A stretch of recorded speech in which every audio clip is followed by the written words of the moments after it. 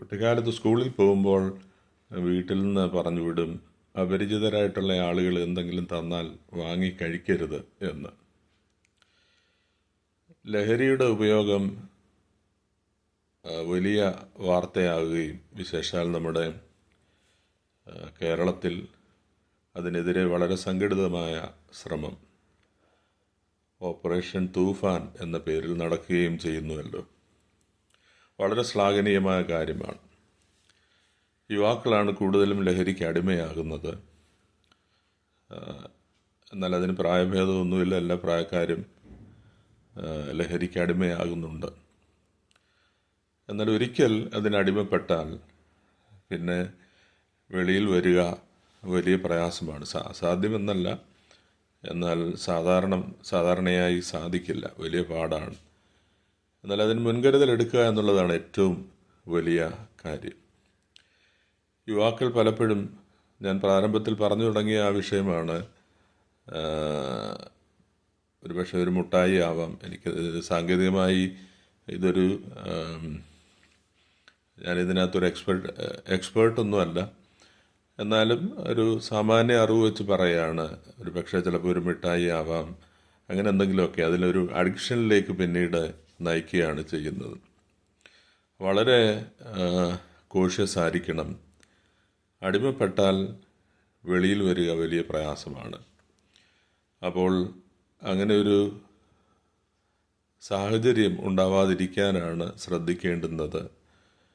ഇതിനകത്ത് ഒന്ന് രണ്ട് കാര്യങ്ങളുണ്ട്. ഒന്ന്, യുവാക്കൾ തങ്ങളുടെ കഴിവുകൾ കണ്ടെത്തുകയും അത് പരിപോഷിപ്പിക്കുകയും ചെയ്യുക എന്നുള്ളതാണ് ഏറ്റവും വലിയ കാര്യം. അങ്ങനെ ഒരു ഫോക്കസ് വന്നു കഴിയുമ്പോൾ പിന്നെ മറ്റൊന്നിലേക്ക്, അതൊരു പക്ഷേ പാടുവാനുള്ള കഴിവാകാം, സ്പോർട്സ് ആവാം, ഗെയിംസ് ആകാം, അങ്ങനെ എന്തെങ്കിലും ഒന്നിൽ ഒന്ന് ഫോക്കസ് ചെയ്ത് കഴിയുമ്പോൾ പിന്നെ മറ്റൊന്നിലേക്ക് ശ്രദ്ധ തിരിയില്ല.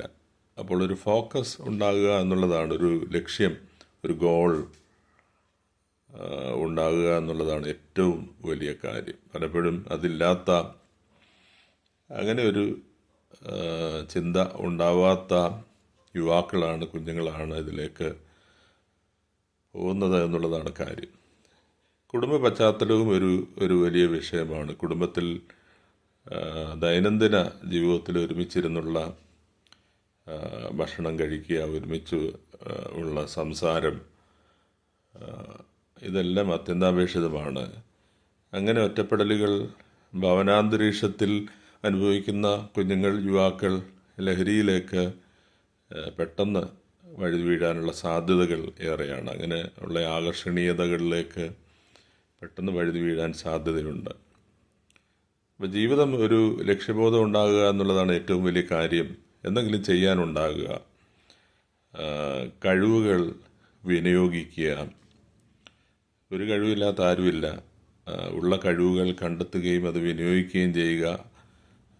ശരിയായ പ്രായത്തിൽ ഒരു ലക്ഷ്യബോധം ഉണ്ടാകുക, അതിനായി പ്രയത്നിക്കുക. നമ്മൾ സാധാരണയായി പറഞ്ഞു കേൾക്കുന്നത് പോലെ ജീവിതം ഒരു ലഹരി, ജീവിതം തന്നെ ഒരു ലഹരിയാണ്. ജീവിതമാണ് ഏറ്റവും മഹത്തായ. പലപ്പോഴും ഞാൻ പല ചെറു വീഡിയോകളിൽ ഉദ്ധരിച്ചിട്ടുണ്ട്, അനന്തമായ പ്രാർത്ഥനയാണ് ജീവിതം എന്ന് പറഞ്ഞത് ബഷീറാണ്. ജീവിതം ഒരു പ്രാർത്ഥനയാണ്, ഒരു ഗിഫ്റ്റാണ്. അത് വീണുടഞ്ഞു പോകുവാൻ അനുവദിച്ചുകൂടാ. നമ്മുടെ ജീവിതം ദൈവത്തിനും മനുഷ്യർക്കും പ്രയോജനകരമായി തീരുക എന്നുള്ളതാണ് ഏറ്റവും വലിയ കാര്യം. അങ്ങനെയുള്ളൊരു ജീവിതം നയിക്കുമ്പോൾ നമ്മൾ ഇത്തരത്തിലുള്ള ലഹരിയിലേക്കൊക്കെ വഴുതി വീഴുക അസാധ്യം. ദൈവിക ദാനമാണ് ജീവിതം എന്ന തിരിച്ചറിവുണ്ടാകണം.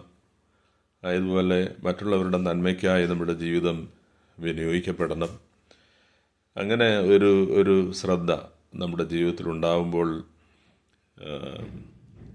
നമ്മൾ ഇത്തരത്തിലുള്ള ലഹരിയിലേക്കും, അതിനെക്കുറിച്ചൊന്നും പറയുവാനുള്ള സാങ്കേതികമായ അറിവ് എനിക്കില്ല, എന്തൊക്കെയാണെന്നുള്ളത്, അതിലേക്കൊക്കെ വഴുതി വീഴാൻ സാധിക്കില്ല, സാധ്യത കുറവാണ്. ഒരുമിച്ചുള്ളൊരു പ്രയത്നമാണ് ഇതിനെതിരെ ആവശ്യം. ഓപ്പറേഷൻ തൂഫാൻ നമ്മൾ വാർത്തകളിലൂടെ കേൾക്കുന്നു, വളരെ സക്സസ്ഫുള്ളായിട്ടത് പോകുന്നു എന്ന് അറിയുന്നു.